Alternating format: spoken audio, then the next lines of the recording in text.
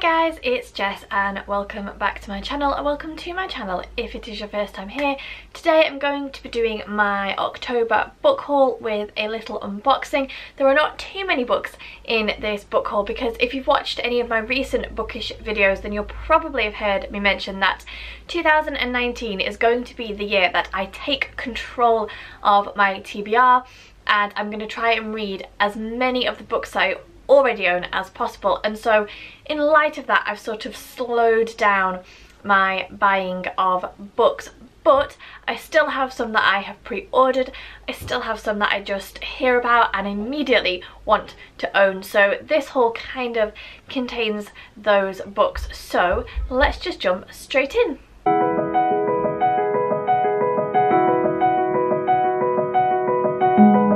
The first book I'm going to talk about is one that I have already read because it was the Bookish Mama's Choice for September, and that is the Tenant of Wildfell Hall by Anne Bronte, and I got it in this gorgeous vintage classics edition. I have a few of the Jane Austen books in these versions and I just think that they are so pretty.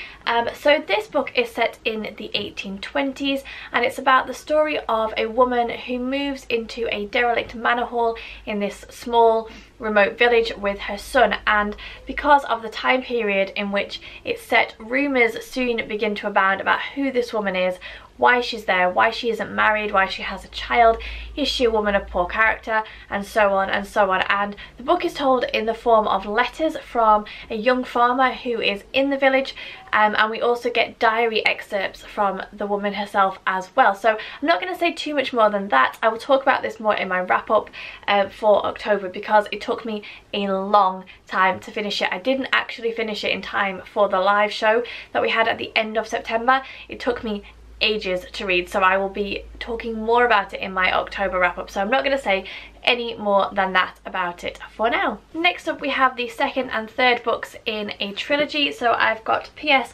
I Still Love You and Always and Forever Lara Jean by Jenny Han. These are the follow-on books from To All the Boys I've Loved Before, which I've talked about a number of times, so I won't go into too much detail about it, but suffice to say that I really enjoyed the first book. I thought that it was complemented very well by the Netflix film.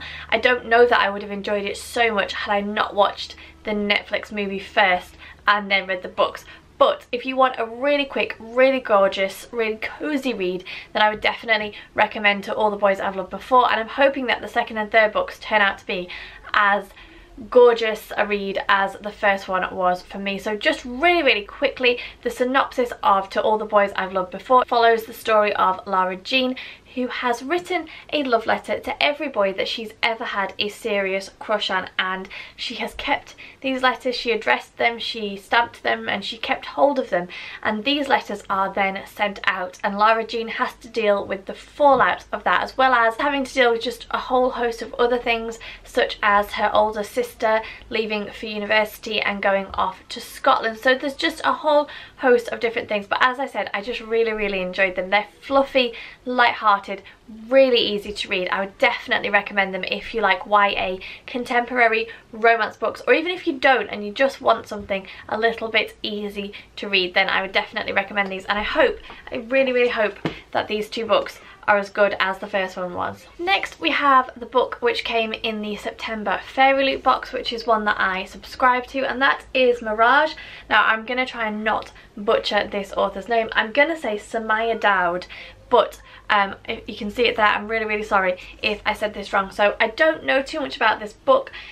Basically it's a YA sci-fi fantasy novel about our protagonist, 18-year-old Amani, who is basically taken from her very poor planet and forced to act as a body double for the regime's princess, who is very much hated. So it says on the little slip which came inside, they took her from her home, erased her name, enslaved her people, but they can't take her dreams.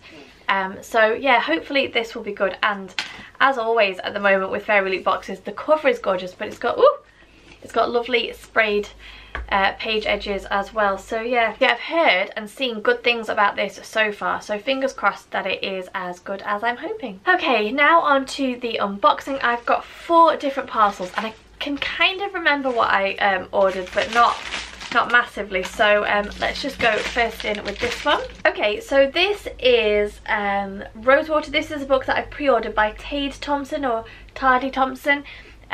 Just show you the cover. I haven't seen too many people talk about this, but it's basically the first book in a new science fiction trilogy, and it's set in 2066 in Nigeria.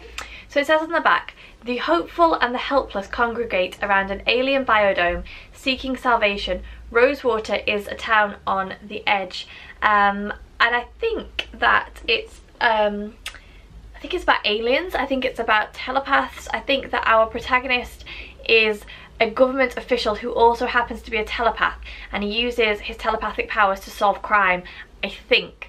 But yeah, I'm really excited to read this. I can't remember where I first heard about it, but wherever it was, I was intrigued enough to immediately go and pre-order it. So yeah, hopefully another one that I will enjoy. I'm not a huge science fiction reader, although I realise that I have actually got this one and this one now, which are both kind of science fiction books. But yeah, fingers crossed I will enjoy this. And next one.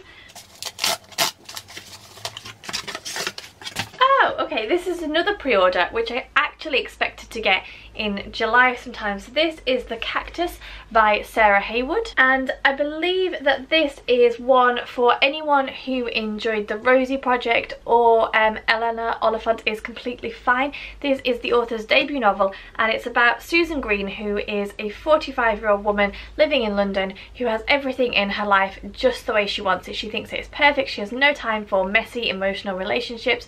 She has a good flat, she has a good job, she has a personal arrangement that provides cultural and other more intimate benefits, but then her mother dies, and for whatever reason Susan's life is about to be turned upside down on its head and become a whole lot messier. Now, I have really enjoyed both The Rosie Project and Eleanor Oliphant, so I have high hopes for this one as well. I pre-ordered it on the basis that I really enjoyed both those books, so I will read this soon and I will let you know. Next one we have got, okay, so this has got 2 books in it. Ooh.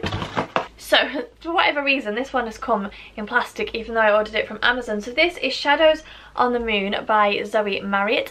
Now, I believe that this is a Cinderella retelling, or it's loosely based on the story of Cinderella, and it's set in Japan, which I just find to be such an intriguing concept, and I'm so excited to read this. We follow the story of 16-year-old Suzume, who has shadow weaving abilities, and yeah, I just believe that this has got magic, it's got intrigue, it's got romance, all with this kind of underlying Cinderella-esque vibe to it. So just, I have not seen that many people talk about this book, but it's been on my wish list for quite a while, and I just felt in the mood to read a good solid fairy tale retelling, so I picked this up, and yeah, I hope that it is going to be one that I love.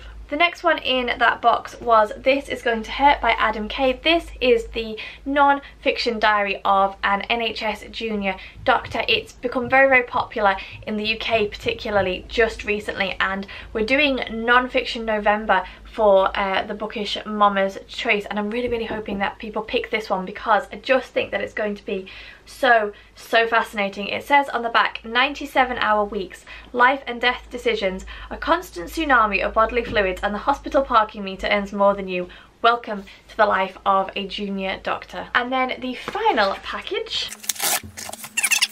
Okay, so the first book we have got is Karen Slaughter's The Good Daughter. This is the Bookish Mama's pick for October. We are doing thrillers, and this was the one which was chosen.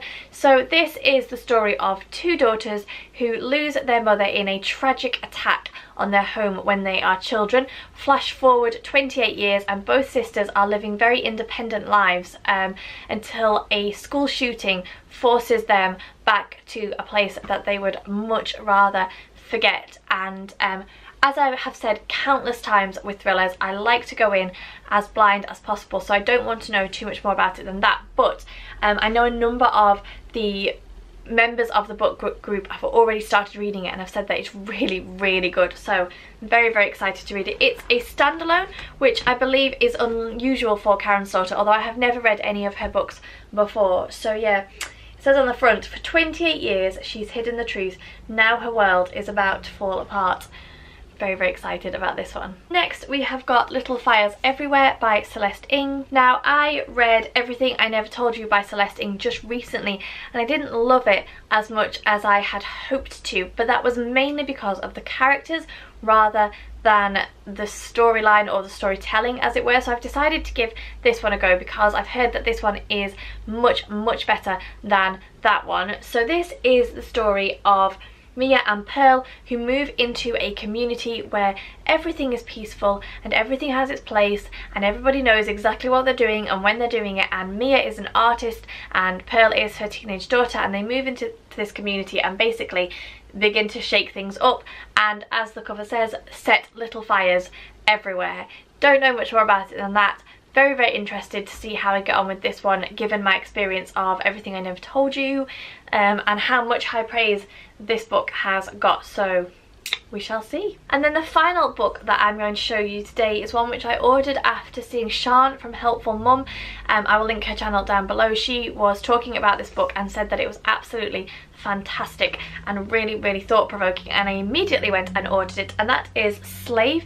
So this is Slave, written by Anna with Jason Johnson, and this is a true story about a young girl who is snatched off the streets on her way home and basically forced to become a slave, and this is about her journey to freedom. And I just it says on the back, this is the heartbreaking true story of one of the UK's most shocking modern day slavery cases. So yeah, I can't wait to read it, and I feel like that's saying that I'm excited to read it is completely the wrong emotion to attach to it, but I really, really want to get to this book soon. I just think it's going to be so fascinating, so thought-provoking, probably incredibly heartbreaking and moving, but very, very important and very relevant to read, and Sian gave it incredibly high praise. So yeah, one that I definitely want to get to soon. So there you go, they are the books that I have gathered in the month of October. Do let me know if you've read any of the ones that I've hauled, or anything that you have read recently and particularly enjoyed. I always love to know. As always, thank you so much for watching. Don't forget to give me a thumbs up, subscribe to the channel if you aren't already, and I'll see you all really soon.